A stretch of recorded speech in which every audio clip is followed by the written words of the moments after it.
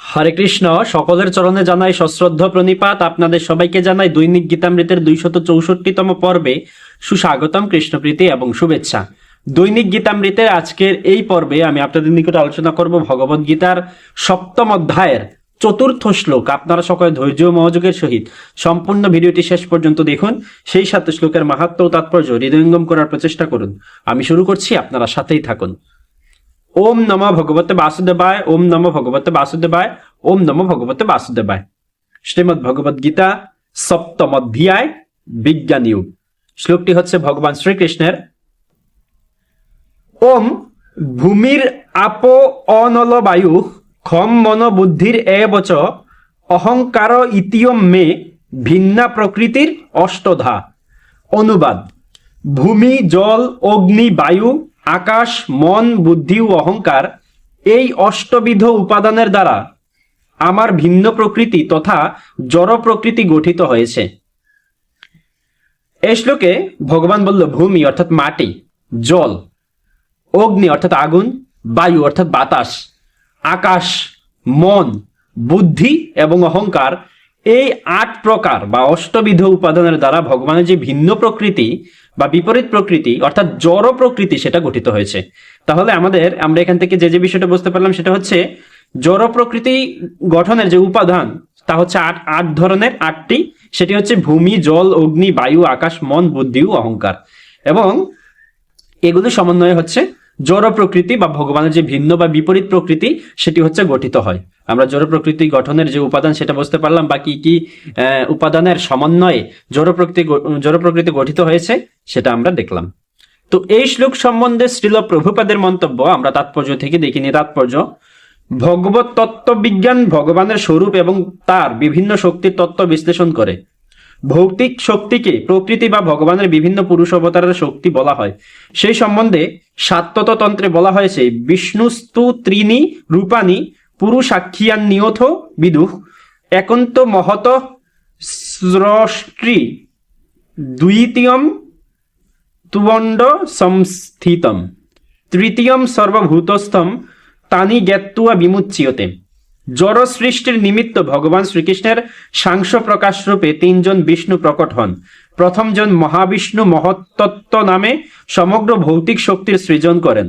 দ্বিতীয় জন গর্ভোদকশায়ী বিষ্ণু সমস্ত ব্রহ্মাণ্ডের মধ্যে নানাবিধ সৃষ্টি করবার জন্য প্রবেশ করেন।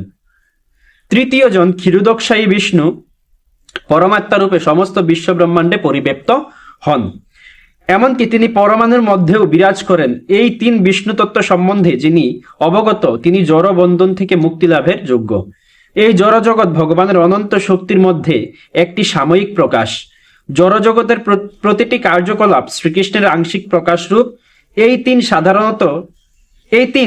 বিষ্ণুর পরিচালনা সাধিত হয়। তাদের বলা হয় ভগবানের পুরুষাবতার। সাধারণত যারা শ্রীকৃষ্ণের তত্ত্ব সম্বন্ধে অবগত নয় তারা মনে করে যে এই জড় জগৎটি জীবের ভোগের জন্য এবং জীবই হচ্ছে পুরুষ, প্রকৃতির কারণ, নিয়ন্তা ও ভোক্তা। ভগবদ্গীতা অনুসারে এই নিরীশ্বরবাদী সিদ্ধান্তকে ভ্রান্ত বলে প্রতিপন্ন করা হয়েছে। আলোচ্য শ্লোকটিতে বর্ণনা করা হয়েছে যে ভগবান শ্রীকৃষ্ণই জড় সৃষ্টির আদি কারণ। শ্রীমদ্ ভাগবতেও এই কথা প্রমাণিত হয়েছে। জড় সৃষ্টির যে সমস্ত উপাদান তা ভগবানেরই ভিন্না শক্তি। এমনকি নির্বিশেষবাদীদের পরম লক্ষ্য ব্রহ্মজ্যোতিও পরব্রহ্মে অভিব্যক্ত ভগবানেরই একটি চিন্ময় শক্তি। বৈকুণ্ঠ লোকের মতো ব্রহ্মজ্যোতিতে চিন্ময় বৈচিত্র্য নেই এবং নির্বিশেষবাদীরা এই ব্রহ্মজ্যোতিকেই তাদের পরম লক্ষ্য বলে মনে করে। পরমাত্মার প্রকাশক ক্ষীরোদকশায়ী বিষ্ণুর অস্থায়ী সর্বব্যাপক রূপ। চিন্ময় জগতে পরমাত্মা রূপে অভিব্যক্তি নিত্য শাশ্বত নয়। সুতরাং যথার্থ পরম তত্ত্ব হচ্ছেন পরমেশ্বর ভগবান শ্রীকৃষ্ণ।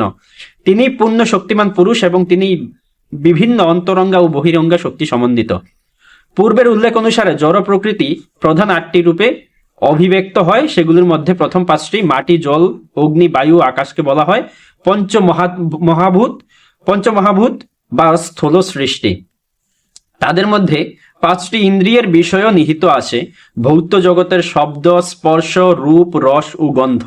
জড় বিজ্ঞানে এই 10টি তত্ত্ব ছাড়া আর কিছুই নেই। কিন্তু অন্য 3টি তত্ত্ব মন, বুদ্ধি ও অহংকারকে জড়বাদীরা উপেক্ষা করে সবকিছুর পরম উৎস শ্রীকৃষ্ণকে না জানার ফলে মনোধর্মের বিষয়ে চর্চারত দার্শনিকদের জ্ঞানও সম্পূর্ণ নয়।